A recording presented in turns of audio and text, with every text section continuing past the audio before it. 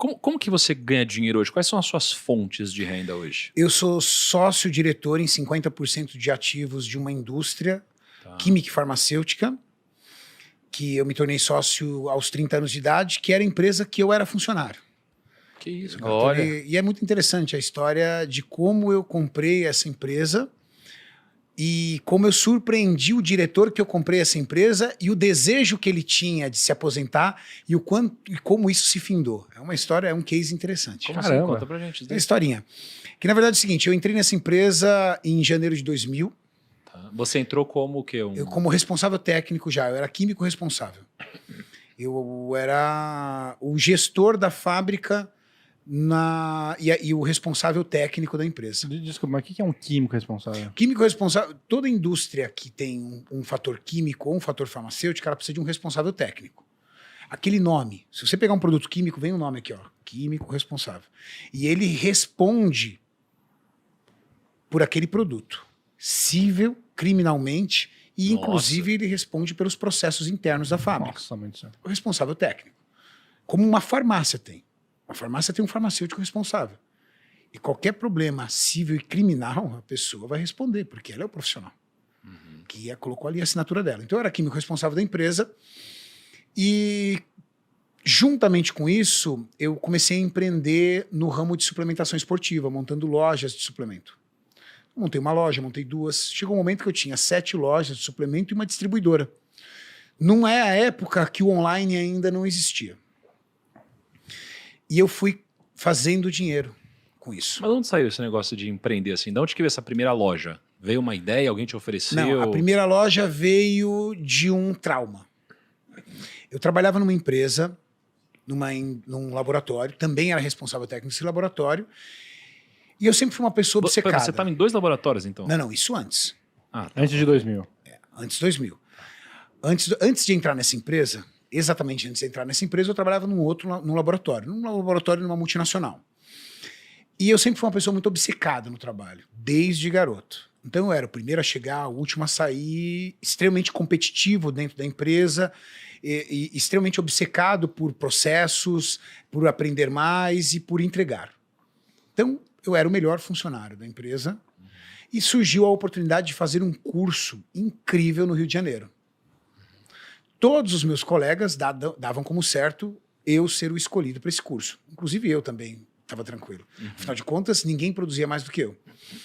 Eu tinha um chefe militar, já contei muitas vezes essa história em vários podcasts, mas vale a pena contar novamente. E ele era um cara muito sargento, muito general. E de poucas palavras. Chegou no dia de ele escolheu uma das minhas assistentes para o curso. E eu fiquei profundamente decepcionado. Subi até a sala dele e tomei coragem, porque nós morríamos de medo do homem. Tomei coragem e perguntei para ele por que eu não tinha sido escolhido. E eu gostaria de saber para eu poder melhorar e evoluir para poder merecer isso. Você já era forte assim já na época, não? Já era um pouco. É, então. Tinha que respeitar. Intimidou. Porra. Intimidei o homem, né? É. E aí ele virou para mim e falou assim, eu não posso ficar sem você aqui no laboratório. Olha. As coisas aqui não vão funcionar sem você. E aí eu falei assim, poxa, meu futuro não tá aqui. Aqui não tá meu futuro. Desci, chorei feito uma criança no banheiro, porque ele destruiu meu projeto. Meu projeto era construir uma carreira ali e empreender ali. Saí e eu tinha um filho de 5 meses, cara. Morava de aluguel, fudido. Fui lá no outro dia pedir demissão. Nossa, no outro dia? No outro dia pedi demissão. E aí, cheguei em casa e aquele terror, né? Todo mundo queria me matar, tudo tal, pela minha atitude e tudo. Bom, ele me ligou. Pediu para eu voltar e falou assim, olha, se você treinar alguém pro teu lugar, porque ele começou a ficar perdido. Essa é a vantagem quando você também vai assumindo processos, né? Você vai assumindo o processo dentro da empresa, a empresa gera uma dependência de você. A empresa tinha uma dependência do meu trabalho muito grande. Ele falou, se você treinar alguém pro seu lugar, eu demito você e você tem aí todas as suas rescisões e todos os seus direitos trabalhistas em mãos. Ok. Treinei alguém pro meu lugar, demorou aproximadamente 30 dias, recebi R$4.500. Esses R$4.500 viraram uma primeira loja. abri a loja com R$ 4.500 e entrei nessa empresa, Nossa, mas naquela que época, eu sou sócio. naquela época, 4 mil... Devia ser equivalente hoje a uns R$ 25.000, mais ou menos. Era pouco, bem pouco. Tá, mas aí você montou a loja, Montei você a virou loja. um químico ali. Aí eu trabalhava na outra empresa. Aham. Então, o dinheiro da loja, eu fui abrindo outras lojas. Mas a ideia de montar a loja foi porque você tomava suplemento? A ideia de montar a loja era porque eu conhecia desse mercado. Eu entendia disso. Eu já treinava desde os meus 16 anos de idade. Consumia suplementação. E entendia o que as pessoas queriam na suplementação esportiva. E eu acreditava. Eu entendia daquilo. E consegui identificar um local que eu via potencial para poder ter um comércio desse ramo. Pelo volume de academias que tinha e pela falta de uma loja nesse segmento. E aí montei a primeira loja, trabalhando na empresa, deixava o dinheiro lá, montei a segunda loja, montei a terceira loja, e cada loja que eu montava, eu fazia um mapeamento de todos os locais, da forma, da capacidade de retorno que aquele local tinha para o comércio. Chegou um momento que eu tinha 7 lojas e tinha uma distribuidora. O que é uma distribuidora? Eu comprava grande quantidade de produto das fábricas e vendia para lojas pequenas que não tinham ticket para comprar direto da fábrica, porque a fábrica exige um faturamento mínimo. Então eu colocava uma margem muito baixa, só que melhorava muito meu poder de compra dentro da fábrica. E melhorando meu poder de compra dentro da fábrica, eu tinha lucratividade nas lojas. Então meus preços eram mais baixos, com margem de lucratividade equivalente ao meu concorrente, mas meu concorrente não conseguia pegar. Por quê? Porque a minha cadeia de distribuição sustentava esse ecossistema. E aí eu fui girando e fui guardando dinheiro. Em 2008, o meu então diretor negociou 50% da fábrica dele com o grupo alemão. Só que, salvo por uma cláusula contratual, do contrato social, a minha sócia, ela teve a oportunidade de entrar nessa briga e impedir essa venda. Porque dentro do contrato social, noteava que ela tinha que concordar com a empresa que estaria assumindo os outros 50%. E ela conseguiu virar o jogo para o meu lado. Só que o meu diretor, na época, ele não entendia e não sabia, e não aceitava que eu teria dinheiro para isso. Afinal de contas, eu era funcionário dele. Ele não tinha noção das outras atividades que eu tinha. E eu sentei para negociar com ele e eu tinha boa parte do capital. Você lembra quanto que foi na época que você pagou aí por 50% do negócio? Eu lembro. Foi alguns milhões. Mas o mais interessante é que a minha vida aconteceu tudo muito rápido. Com 20 anos de idade, 20, 21 anos de idade, eu tinha coleção de cheques sem fundo, cara, para poder dar conta da faculdade.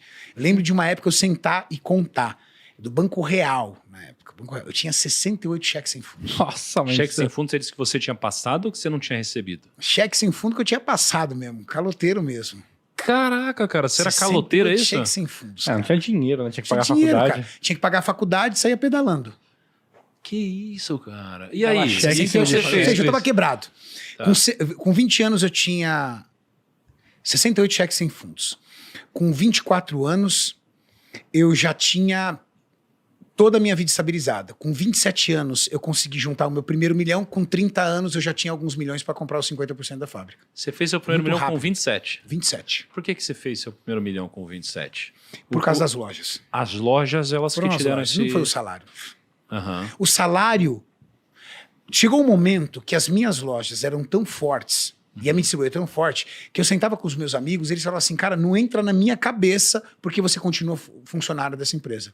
Não entra, não tinha sentido. Tipo, você não podia virar sócio, crescer lá dentro, era um negócio mais... O seu chefe tava meio te sabotando ali.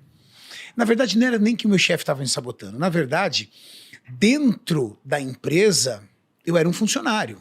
E, teoricamente, não me alçava a ideia de me tornar sócio. Isso foi muito rápido. Mas o mais interessante foi o pensamento do meu diretor. Durante anos da sua vida, ele sonhou em se aposentar aos 60 anos. Ele falava, 60 anos, eu não trabalho mais. E todo dia ele fazia um xizinho no calendário dele.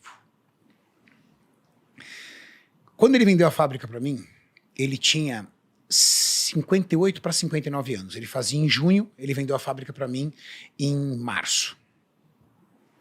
Entramos num acordo, paguei uma parte, tive que vender uma parte das lojas para poder pagar ele. Então também fui criticado pra caramba pelos meus amigos que eu tava um ramo da suplementação esportiva extremamente consolidado e eu queimei. Saí queimando para poder comprar a fábrica. Eu consegui Que ano que foi isso daí? 2008. Tá. Eu consegui ver que a fábrica ia ser muito mais promissora do que aquele trabalho que eu vinha fazendo. E aí eu comprei a fábrica com 58 para 59. E ali ele foi tocar a vida dele. E aos 60 anos ele disse que se aposentaria. Com 59 anos e faltando 6 dias para completar 60, ele morreu. Que isso, cara? Faltando 6 dias para completar 60 anos, ele teve um ataque fulminante e morreu. Caramba, meu. Nossa.